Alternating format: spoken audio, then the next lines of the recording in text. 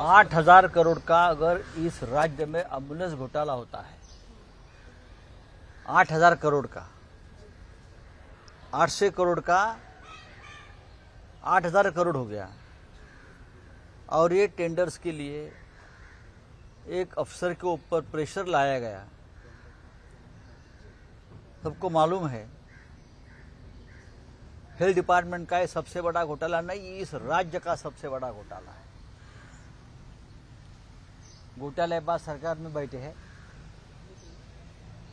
मुख्यमंत्री दावोस में है, 8,000 करोड़ के घोटाले के ऊपर कोई बोलने को तैयार नहीं है। कौन सी सेवा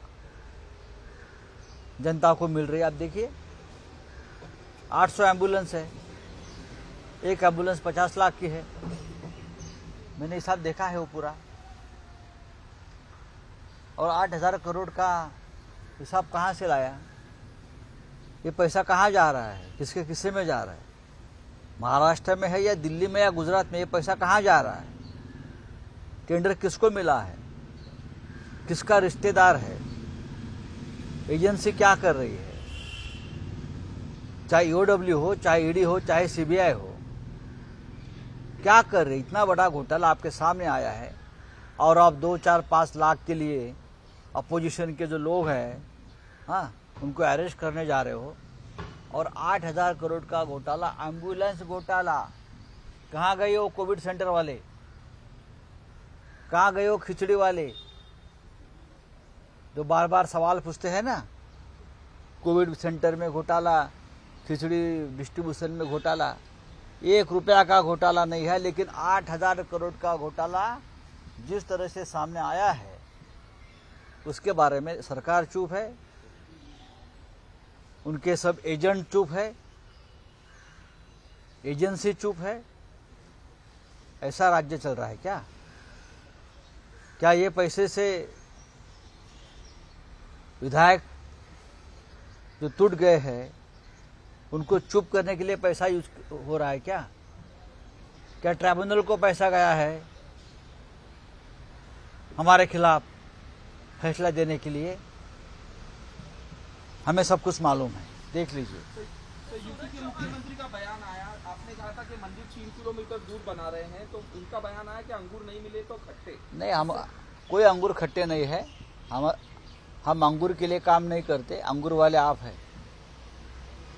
जो फैक्ट सामने आया है उसके तथ्य के आधार पर हमने बात की। और सिर्फ मैं नहीं बोल रहा हूँ, बहुत जो एक्सपर्ट है ये उनकी बात है।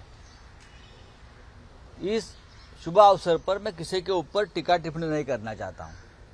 सर, योगी ने ये भी कहा है कि रामचंद्र के ऊपर कोई नहीं है। शंकराचार्य को लेकर उन्होंने कहा कि रामचंद्र के ऊपर कोई नहीं है।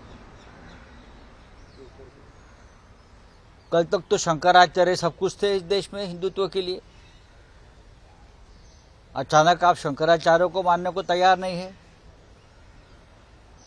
शंकराचार्य जो 4 पीठ है प्रमुख हिंदू धर्म के, हिंदुत्व के, उनके धर्माचार्य है और हम उनकी बात सुनते हैं।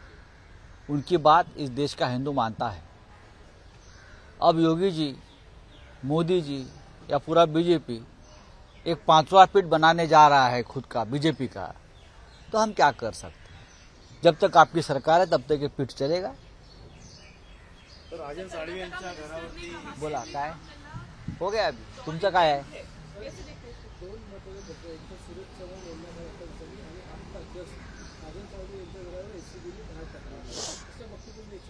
या दोन्ही ज्या घटना आहेत,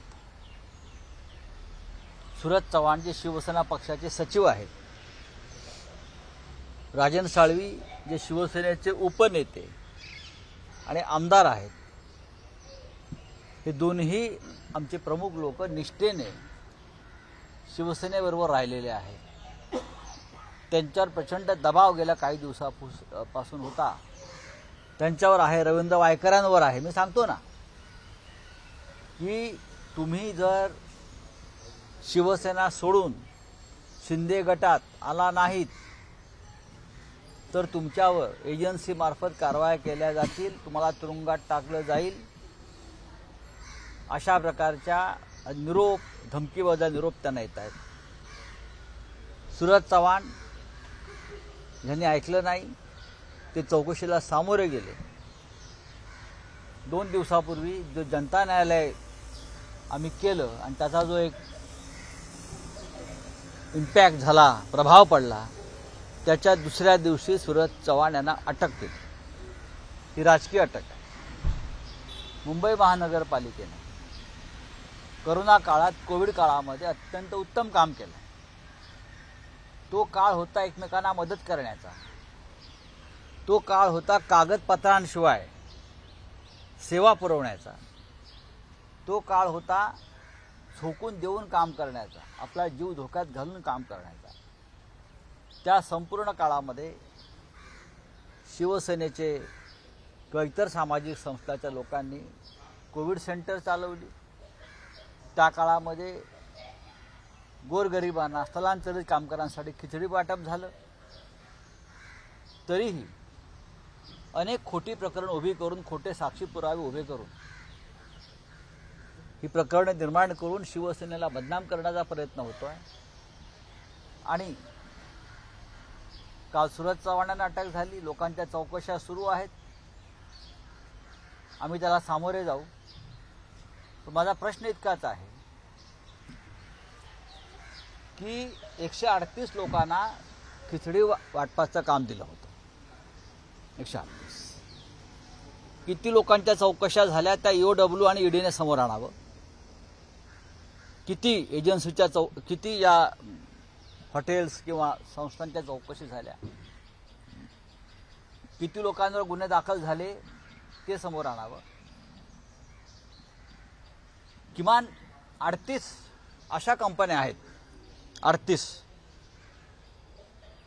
38 आकडा मी परत सांगतो. 38 अशा कंपन्या आहेत ज्याने खिचडीचं वाटप केलं नाही, पण मुंबई महानगरपालिकेकडून कोट्यावधी रुपयाची बिलं उकळली. आणि हे सगळे आणि त्यांचे म्होरके हे आज शिंदे गटात किंवा बीजेपीत आहेत. हे सगळे ज्यांनी कोट्यावधी रुपये खरोखर लुटलेले आहेत असं आम्हाला वाटतं आहे, ते सगळे त्यांचे म्होरके हे शिंदे गटामध्ये आहेत, बीजेपीत आहेत किंवा बीजेपीची संबंधित त्या संस्थान एनजीओ आहेत. आणि त्यांची चौकशी केली नाही. सूरज चव्हाण प्रकरणात त्यांच्याबरोबर काम करणारे त्यांचे एक सहकारी ते शिंदे गटामध्ये आहेत, त्यांना अटक झाली. तुम्हाला कोणते माहिती आहेत? सगळ्यात जास्त लाभार्थी ते आहेत.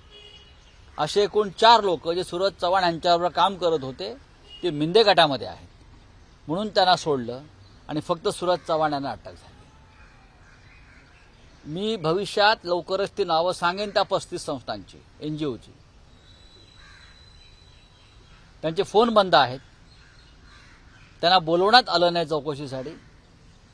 आणि या सगळ्यांचे बॉसेस आज मिंदे गटामध्ये आहेत. हे पैसे कुठे गेले, कोणाकडे गेले स्पष्ट आहे. हे पैसे मिंदे गटाकडे गेले, त्यांच्यावर कारवाई नाही. 8,000 कोटीचा अँब्युलन्स घोटाळा समोर आलाय. समोर स्पष्टपणे 8,000 कोटीचा अँब्युलन्स घोटाळा. 800 अँब्युलन्स घेण्यासाठी 8,000 कोटीचं टेंडर जबरदस्तीनं काढण्यात आलं आरोग्य खात्यात. त्यासाठी अधिकाऱ्यांना धमक्या देण्यात आल्या ना. आपणच छापलंय, आपणच दाखवताय. एजन्सीने काय कारवाई केली? दौंडचा भीमा पाट्ट साखर कारखाना, आम्ही सतत बोलतोय, 500 कोटीचं मनी लॉन्ड्रिंग आमदार भाजपचे राहुल कुल यांनी केलेलं आहे. कागदावर आहे. दादा भुसे गिरणा मोसम सहकारी कारखाना 168 कोटीचा शेतकऱ्यांच्या पैशाचा अपहार आहे. तानाजी सावंत यांचं सगळ्यात मोठं भ्रष्टाचाराचं प्रकरण, भरतीचं प्रकरण, बदल्या बढत्यामध्ये शेकडो कोटीचा भ्रष्टाचार मी बाहेर काढला. एजन्सीला दिसत नाहीत. आणि कोरोना काळामध्ये ज्याने उत्तम सेवा बजावली, उत्तम काम केलं, लोकांना जगवलं, है ना. तुम्ही फक्त राजकीय सुडाने जर कारवाई करणार असाल तर आमची या सगळ्या बाबतीत लढण्याची संघर्ष करण्याची आमची तयारी आहे. सर सूरज चौहान को ईडी ने अरेस्ट किया है, राजन साळवी सर हिंदी में सर राजन साळवी हे शिवसेनेचे उपनेते आहेत, आमदार आहेत, अनेक वर्ष निष्ठेने राहिलेले आहेत. त्यांच्यावर दबाव येतोय. जर तुम्ही आला नाहीत आमच्याबरोबर तर तुमच्यावरती अशा प्रकारच्या धाडी घालू आणि तुम्हाला अटक करू. पण राजन साळवी म्हणाले मला अटक केली तरी चालेल, पण मी शिवसेना सोडणार नाही. रवींद्र वायकर यांच्यावरती अशा प्रकारचा दबाव तंत्र सुरू आहे. सूरज चव्हाण त्या दबाव तंत्रातून गेलेले आहेत. शिवसेनेतल्या अन्य काही लोकांवर दबाव सुरू आहे. पण लक्षात ठेवा, दिवस बदलणार आहेत. तेव्हा आज ज्या खोट्या कारवाया करण्यासाठी हात पुढे झालेले आहेत ना, त्याच हातामध्ये बेड्या पडल्याशिवाय राहणार नाहीत.